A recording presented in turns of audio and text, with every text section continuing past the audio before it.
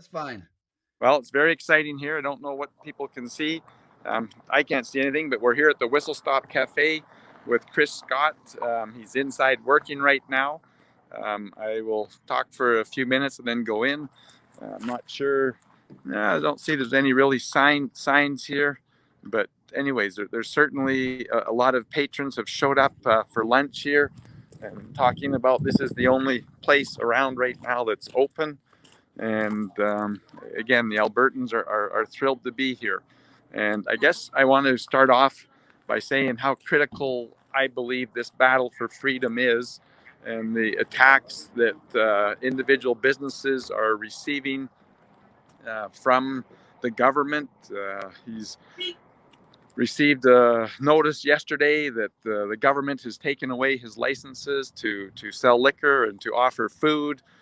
He's here, and Albertans, we just need to stand up. This is the fight, and we have to ask ourselves, and it's kind of ironic, but I want to say to Albertans, you need to look in the mirror. Is this battle worth fighting, or are we going to roll over and let the government and Premier Kenney tell us that what we're doing is wrong, and we just have to impose these lockdowns? I was in Edmonton yesterday at the Freedom Rally, and again, it was just amazing to see the people there, to listen to Dr. Modry, to listen to Dr. Hodkinson talk about the problems that we're facing and what we should be doing here in regards to COVID. And I guess I want to back up and say that the biggest disappointment is, in talking to the doctors, is that, you know, we're into this for over a year. Our system has always hasn't had the capacity it's needed. We've spent billions of dollars, and we have nothing to show for it, when they could have spent hundreds of millions of dollars and created more capacity in our system. You know, they could have created 200 or 300, 400 more ICU beds, and to be prepared for the next pandemic. They're not. What are we going to do if we actually have a deadly variant come forward where it is what they've predicted?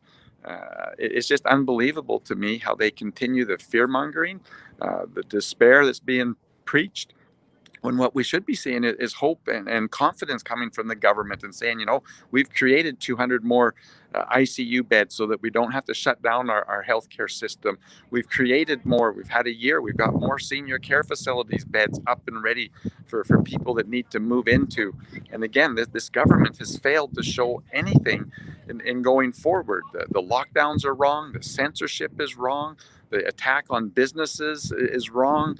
The attack on churches and pastors, that they're doing so many things wrong that it's time that we as Albertans, we need to stand up and say, no, enough is enough, and we need to stop that. But I'm going to walk in there. I'll let Chris know that we've got things going. He's got some exciting news. I hope I don't lose my connection as I go inside, but we'll see what we've got here. There's lots of patrons in here. It's kind of busy. I'll walk back to the back, and we'll see if we're there. Is Chris in the back now? Yes. Oh, there he is. Yep. Well, good afternoon. Hello, Chris. How are you? I am excellent. Mind if I sit here beside you? Sure, yeah. I'm not sure who we got here. I have no idea, but they're really messy, whoever it is. And my video is not even showing up. Maybe we've lost the connection again. David, Josh, can you know you who made this huge mess over here? can you tell us if we're still live and if we've lost the connection? You're good to go. You're live and it works. Okay, that's very encouraging. Certainly a struggle out here, but nothing compared to the struggle that Chris has been going through. Oh, okay.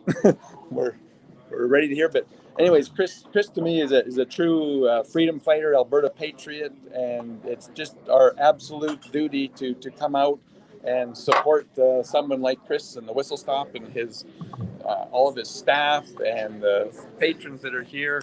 Let's see here if we can yes, thank you. But Chris, do you want to tell us a little bit of the last few things that the government has done to you? And I'm going to run over and see if I can get my tripod, and we'll set it up here. You can hold that for a second. That's your picture in. Okay. So far, Alberta Health has suspended my food handling permit, and it's not because we handle our food in any way that's unsafe.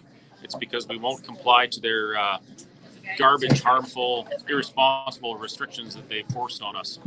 So that's the one thing. The second thing is the head of the regulatory board of the AGLC has directed my local AGLC inspector to suspend my liquor license. So they haven't done that yet, but they will be soon. So I think what I'm going to do right now is I'm going to say we're going to be serving $3.50 beers all day until my giant pile of beer in the back is sold.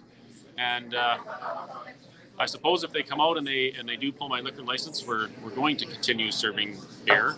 Not because I have a problem with the AGLC, but I have a problem with the AGLC being used as a tool to enforce these garbage rules. Into here and see.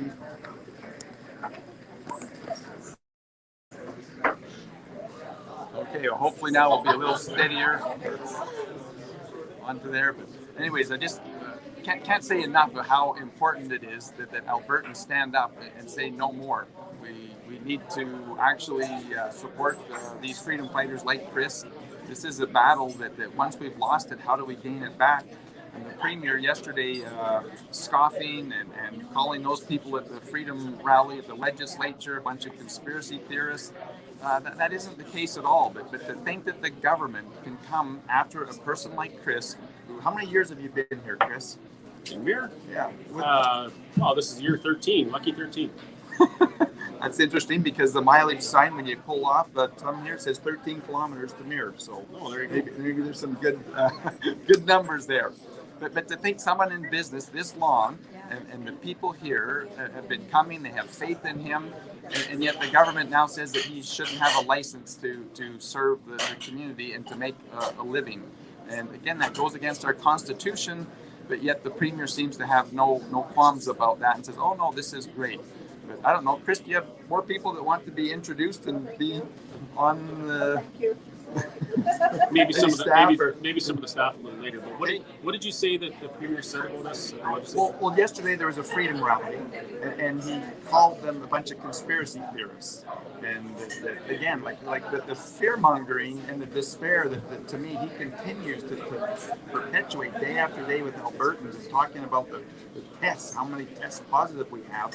When in fact the doctors have said that there's a high percentage of those PCR tests that are false positives. They've quit talking about the hospital beds even. Now it's just about the PCR tests and the new variants and how fast the variants are going up. And again, like to me, there's so many things he could have done in this last year to increase the capacity of our hospital system, to increase senior care facilities, to help businesses. And instead it's this continual attack that we need to stay home. We can't go out and point fingers at people like you and saying that you're creating the problem. And again, I actually saw this in 2013 in High River when the flood was there, and they told everybody they had to leave town, and they weren't allowed back into even their own property. And the government there turned the people that had left and gone to the refuge facilities and said, oh, all those people back in town, they're looting, they're doing all these terrible things, when in fact it was the RCMP that was kicking in the doors, confiscating guns. Yep. And it just, this is what I want to say, that was the pre-test, and Albertans stood back, but the problem was is they turned those who were compliant and left town against those that were at home, where we're actually stopping the RCMP from their just disgusting behavior and what was going on, but yet they were telling the people that couldn't see that these renegade people are causing us all of our grief, and they're flushing their toilets, and so that's why your house is going to have sewage in it. And it was just unbelievable, the lies that the government was putting out, but again, to turn the people against each other. And that's what we see with COVID. There's so many people that the fear to them is absolutely real, and so they see us out and about, and the government has turned them into stitches and saying that we're the problem, when in fact we're the ones that are braving it, trying to create the herd immunity to give safety to the community. And again, for someone like yourself, Chris, to make a living, you enjoy doing this. People love your food. Looks really good. As I look around, I'm starting to salivate. Don't do that. You might end up breathing moistly. For sure. Share us a little bit more of your struggles, and again, what. So regarding what Jason Kenney says, so Jason Kenney is a lying, manipulative, irresponsible, two-faced shill of a politician as far as I'm concerned. And I will tell you right now, Jason Kenney, if you're watching this, I'm going to make sure that your career is on the train and headed to the train station. You're going to lose your political career because of a guy who's flipping burgers, wearing an apron, and serving coffees in a small-town cafe in Alberta. And you can take that to the bank. I want to comment, Chris, because Chris called me yesterday as I was driving home from Edmonton at the rally and says we need to do something.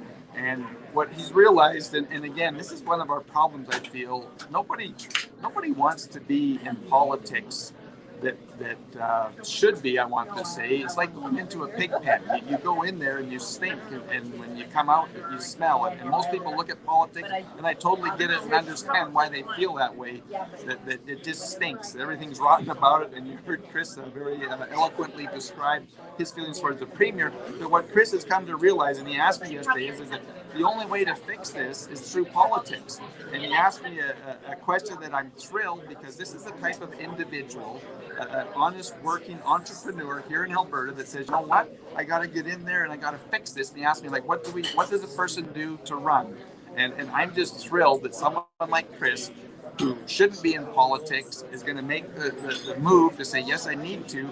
And he wants to run in the nomination for the Wild Rose Independence Party and to send the message and to take government back to the people.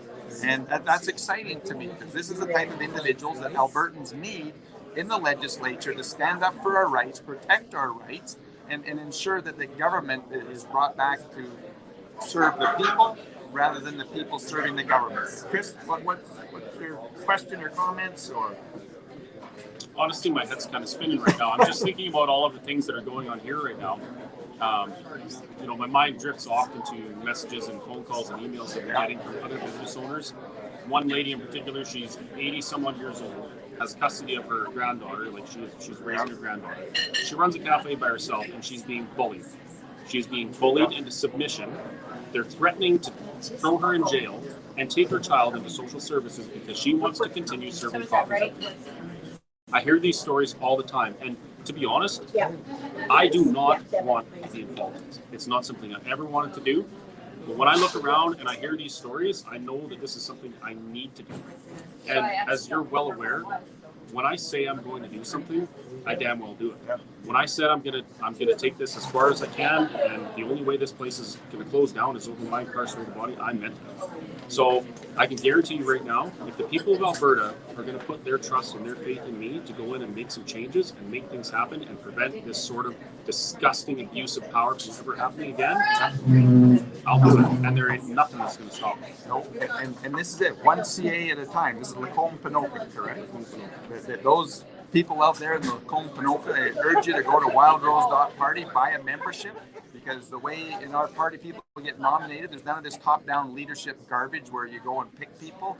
It's the people who get to nominate them. Buy a membership in the wildrose.party, and when we get enough people here, down the road here a bit, we'll have a nomination race. And again, people like Chris, you can't get a better person who wants to go in and fix government, not be part of a disgusting government that strips away our freedoms. And I'm just thrilled that it's terrible how bad it has to get before people step up. And I can't think of my great uncles. None of them wanted to go to war, but they did. And I'm eternally grateful for the sacrifices that their comrades made, those who didn't come home. And this is still a huge sacrifice you're making, but yet it just is so small in comparison to what those who give us our freedom that we have today. Yeah, people fought so that we would have rights and freedoms. They fought so that we would have basic human rights guaranteed to us under the Constitution and under the international covenants that Canada signed on to in 1976. This is stuff that people gave their lives for.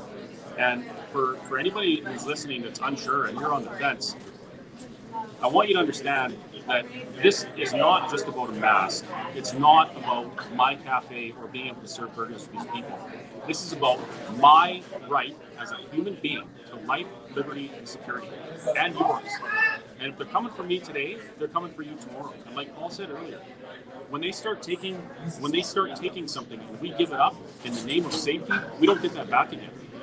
The only thing that's going to protect us from this sort of thing happening again is making sure that every man, woman, and child in this province knows and understands their place under the Constitution of Canada and the rights they have. Yep.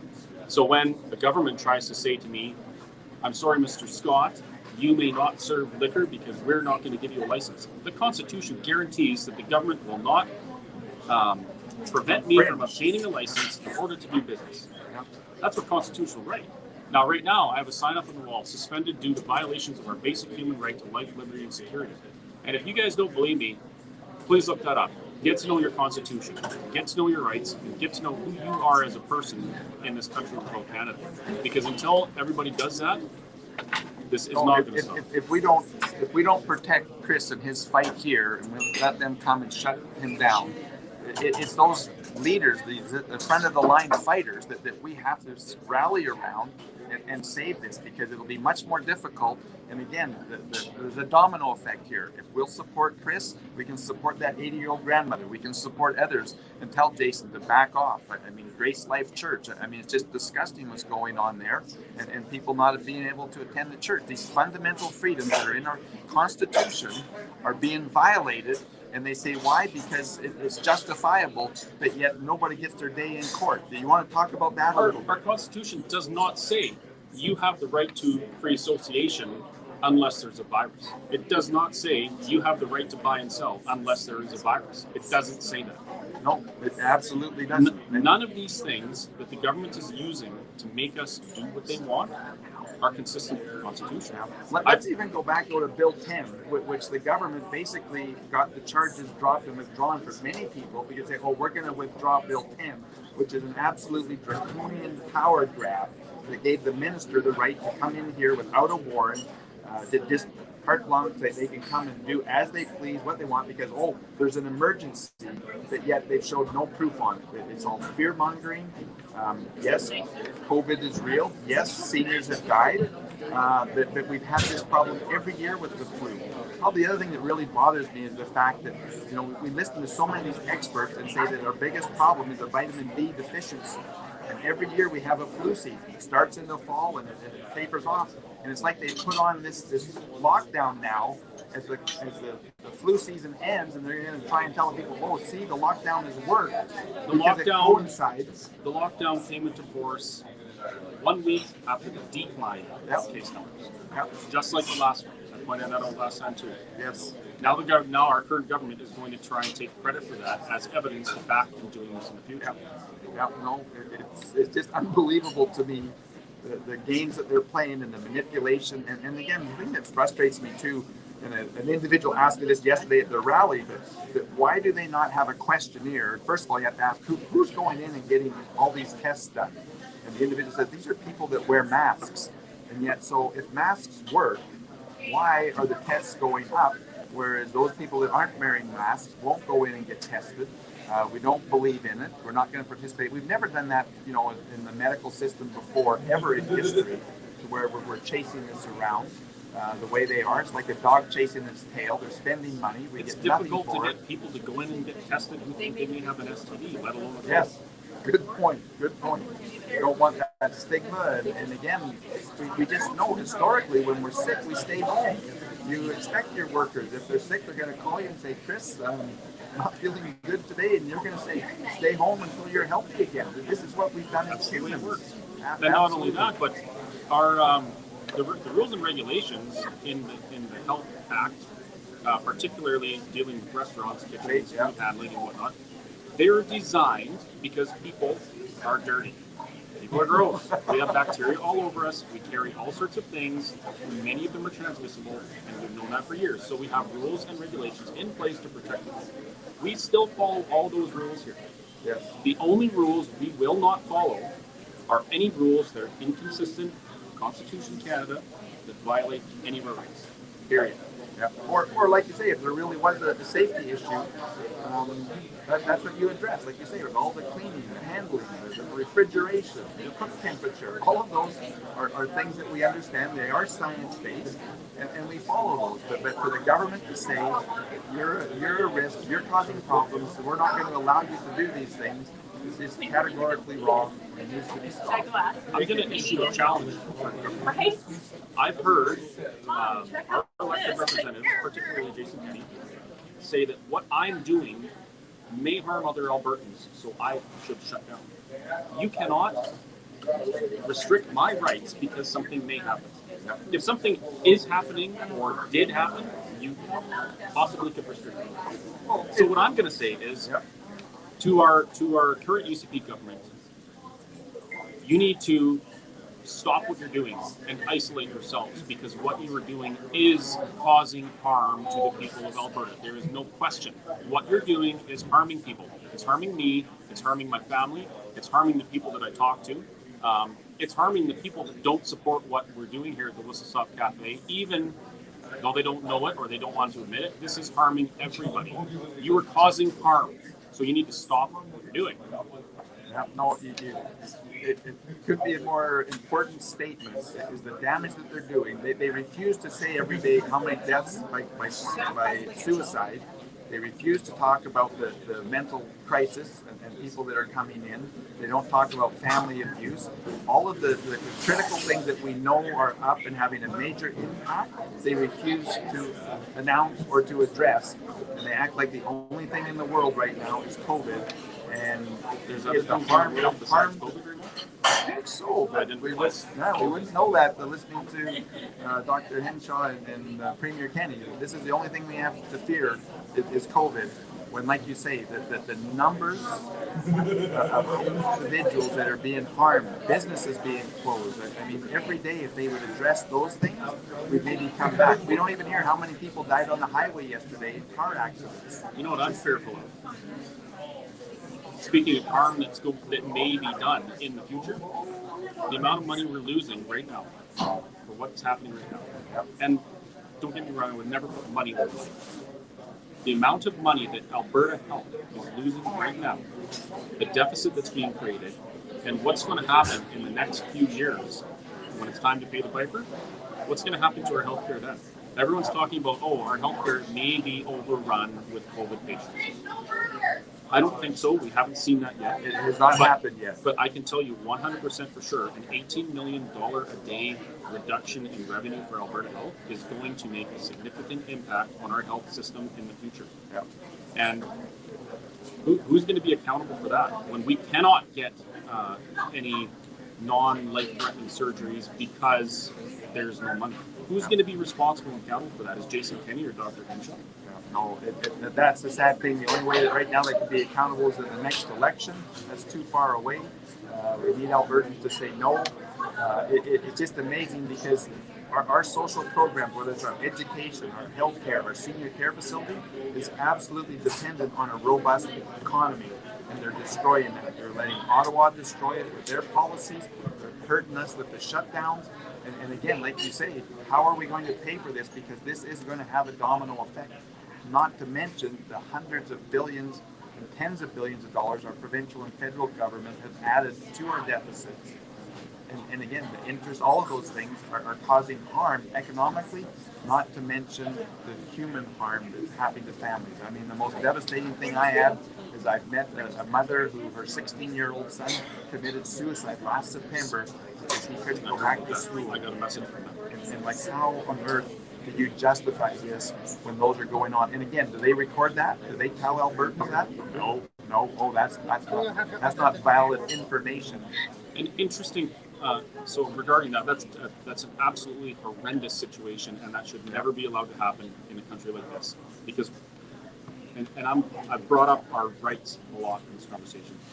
When we talk about our rights to life, liberty, and security, the security of our person also deals with our psychological well-being. Absolutely. So if any person in this province can look me in the eye and tell me that what's happening isn't causing psychological harm and stress to damn near every Albertan, which no matter which side of the fence they're on, yes, I'll buy them a free burger. I'll buy them a free burger for a year. I don't care.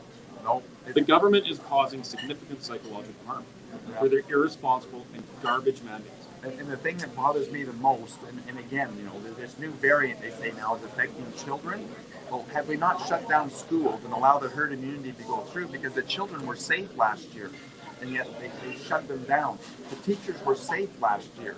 But now, as this variant comes out, like I've asked before, you know, what happens if a real variant comes out that is deadly, like they predicted? We couldn't even handle a normal year. And look at this. But again, what I am most concerned more than anything else is when a child, let alone an adult, develops a fear, the impact that it has on their life.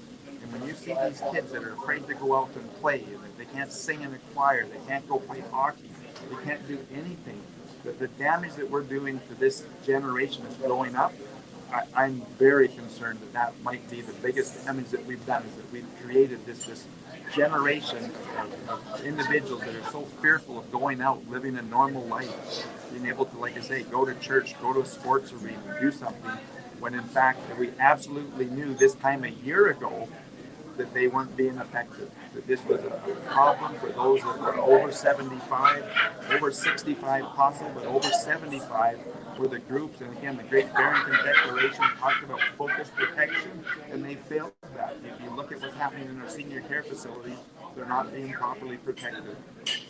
In the time the casinos have been shut down, and that $18 million figure that I throw around, that comes right from AGLC. I asked them, I said, how much revenue do we lose every day for healthcare every day from the casinos being shut down? And the answer was up to about 18 million. 18 million is kind of the average. It's more some days, less some days. So you're telling me, do you know how many total days of restriction we've had where casinos have been shut down? It's been a lot. Oh, yeah. I think we're roughly half the time. Too many, absolutely. Yeah. So how many long-term care facilities in Alberta could have benefited from that $18 million? Yeah. And that's not to talk about all of the sports and the charitable organizations that depend on that. The things that keep people healthy. Yeah. All of them. And again, like for you, for gym owners, for hairdressers, all of these things. Again, I guess I just always frustrated the fact that, we can walk into Walmart or Costco or the grocery store and there we're okay, but for some reason viruses turn into raging monsters in a small private business. Of course they destroy the province. Like, are you kidding me? And I would never say that we shouldn't be allowed to go to Walmart or Costco. I believe we should be able to go, and as you, we should be able to freedom go across the board, anywhere we want, taking the risks ourselves on our own. Simple. No, it is, and it's so frustrating that they won't. Like, to me, the government's job is to be looking at the critical research, the information, the data that's coming out, and providing for that for Albertans every day, so they can make the assessment. Oh, well, that might affect me. I don't want to go to the gym. Or no, I don't see how that's going to affect me. I'm going to go to the gym. I'm going to go to the cafe. I'm going to go out to eat. And let Albertans have their freedom. I totally respect those people who want to wear a mask, those people who want to isolate at home, will get food to their facilities and stuff. But don't tell those that have the courage and the desire to carry on that you can't do it.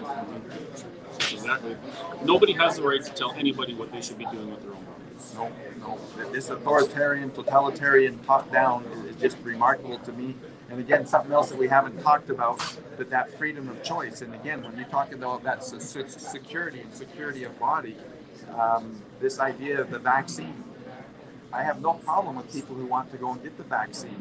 But to create two classes of people, those who have had the vaccine and those who haven't, and again, to turn those people against it. If the vaccine works and those people have received it, why on earth would you be worried about me or saying that I'm some terrible person because I haven't received it? Why is it even a conversation?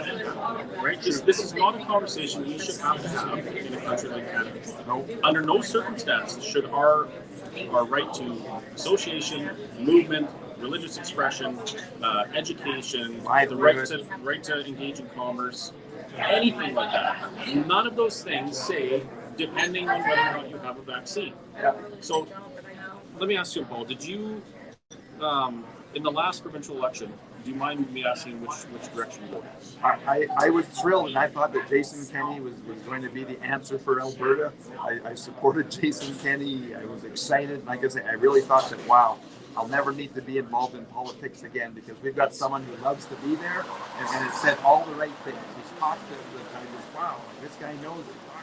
That's exactly what I thought. And at that time, I had lost my job. I was broke. Like, I was losing everything. I was broke. But I bought my membership. I donated when I could. Probably more than I should have because I didn't have the money. I was active on social media. I told my friends. I was very vocal about it, and I worked as best as I could in my position to make this happen. Now, the reason I did this is because I believe in limiting government interference. I believe in grassroots. I believe in the people's voices being heard right to the top. And that's why I put my faith behind the UCP. And now, earlier on, later last year, early this year, I really thought that if we got involved with the UCP again, I know membership has dropped to around 7,000 from 100 and some odd thousand. I thought if we got involved, we can have our voices heard within the party. We can make the changes we need. We were guaranteed leadership reviews. We were guaranteed recall legislation. And now I look at the UCP and I see top down. That's it. I see Jason Kenney phoning in on CA meetings and giving them crap. I see board members scared to speak up. I've been messaging with one of the board members, and they're a new board member. And they messaged me and said, I don't know what's going on here. I got my CA board package, and there's nothing in here regarding a leadership review. Now, I can add it if I stick my neck out, but if I do that, what's going to happen to my business? And guess what? Her business is one of the businesses that are going to be targeted on the next round of restrictions. And you're correct. They are planning on releasing some more restrictions. The intimidation is unbelievable. I stepped down. I've been on the CA board for my local MLA, but I stepped down last June when I came to the conclusion then that I could do more good outside than I could inside. I was pushing, I was trying, having our CA monthly meetings, trying to go forward, and our MLA just said, I talked about these things, I tried to put it forward, and he just said that, that I'm falling on deaf ears, or worse than that, I'm making other people mad and say, why do you bring that up? And I talked to our CA people now, and again, Jason, like you say, has been calling in, intimidating people. And I mean, what a joke, what an insult to Albertans to say, wait, how about a leadership review next September, just 6 months before an election? That's garbage. It's an insult. Their recall legislation. Oh, by the way, 2 out of those 4 years you can't do anything. And by the way, you've only got a 60-day window to get out and do something. And on top of all of that, for triple jeopardy, is if I'm actually worried that I might lose my seat, I'll just get my friend to go start a petition, fail in 60 days, and then I'm vaccinated from recall because you can only do it once. Wow. Like, are you kidding? What an insult, an absolute insult to Alberta voters to say that's his recall.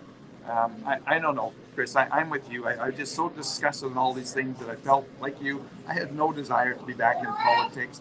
But I couldn't look in the mirror, and I looked at my children and my grandchildren, and I said, what will I say to them in 20 years if we don't stand up for our freedoms now? So here I am with you, wanting to fight, and again, the Premier Kenney, you're one and done. You'd love to say that about Rachel.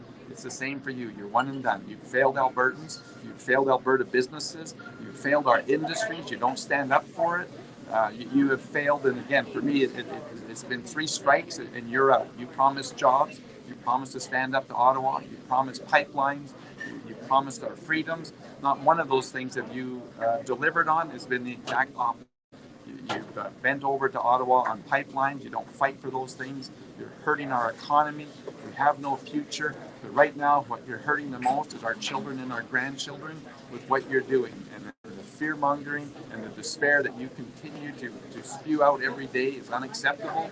And again, I'm just thrilled to hear Chris saying that, you know what, I don't want to be involved in politics, but we're going to get it done, and we're going to get rid of them. Absolutely.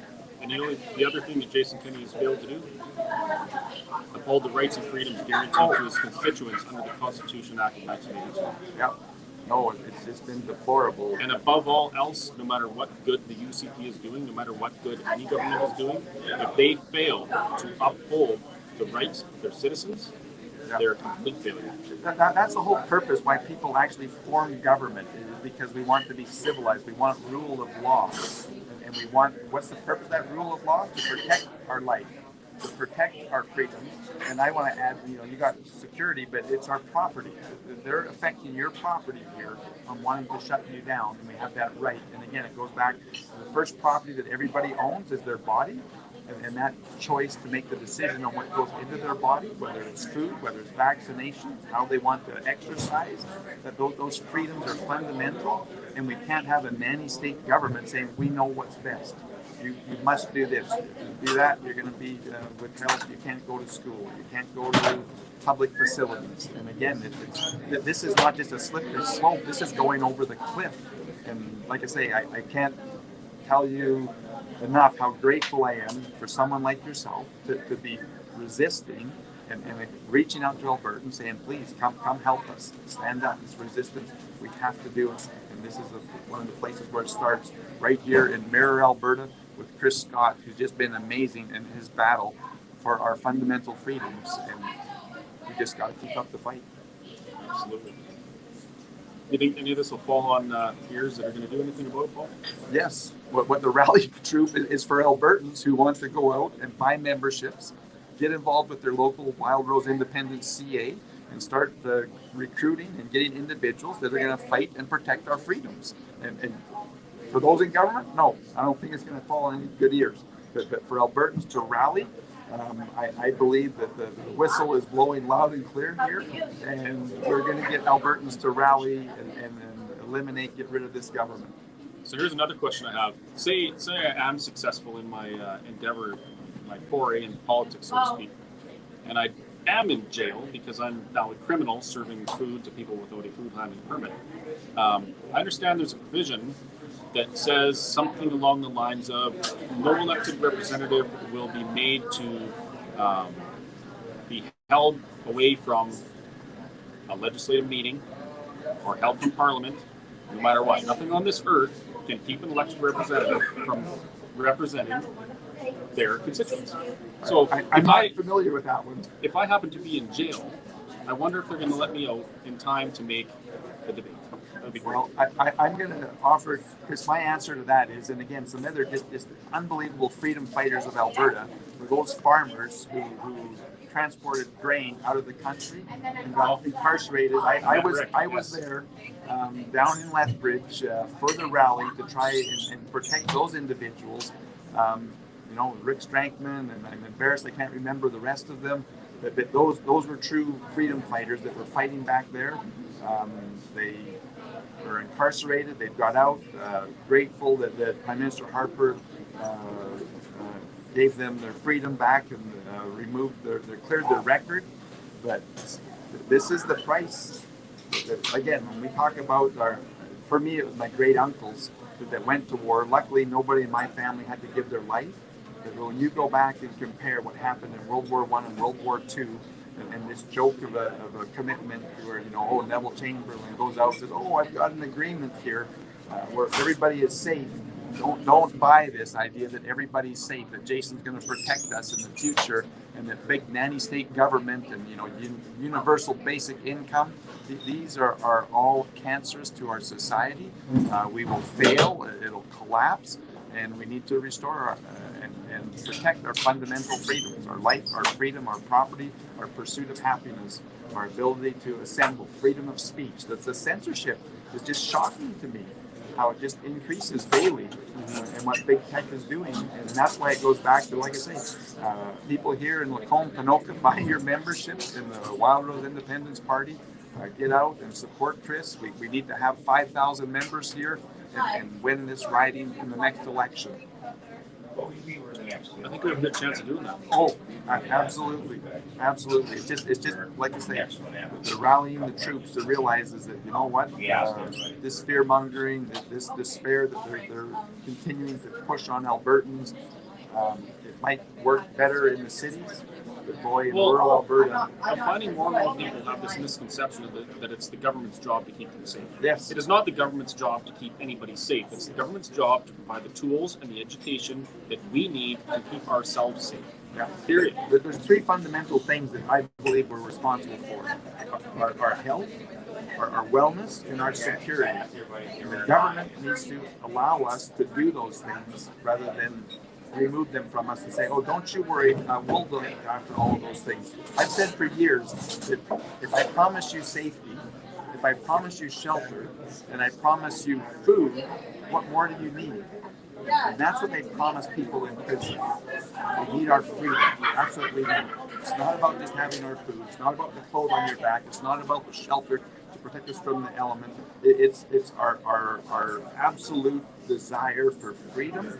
And again, you don't see it expressed better than in a 2 and a 3 or a 4-year-old that's just totally free, no worries in the world. Boy, are they ever busy. Are they out trying things and wanting to do things? And we continue to strangle that entrepreneurship, that freedom.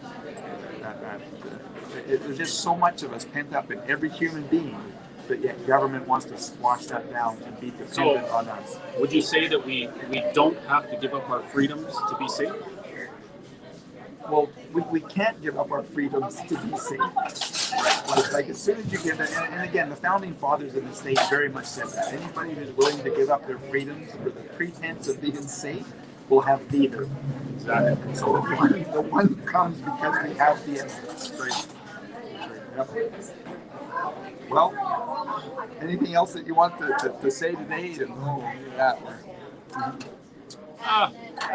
know what? I'm kind of spent. I'm actually exhausted. The last few days have been really something else, and today is going to be no different. We've got some crazy specials going on here today. So our supper special is anything you want. We'll make you anything you want within reason.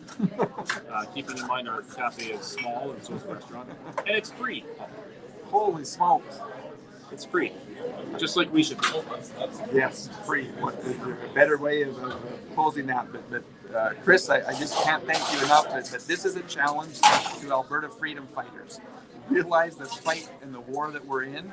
You need to rally. I want you to go to wildrose.party. We're the only party, and again, federally, you've got the People's Party of Canada that says that these lockdowns are wrong. We will not take away the people's freedoms. We'll protect those freedoms. And that's what this is about. This is a fight for our freedom, for our children, for our grandchildren. Can't thank you enough for tuning in, and we will keep in close contact with Chris and make sure that we keep this place a fortress of freedom and not allow the government to move in and take that away. But God bless each and every one of you, and let's continue the fight. Thank you.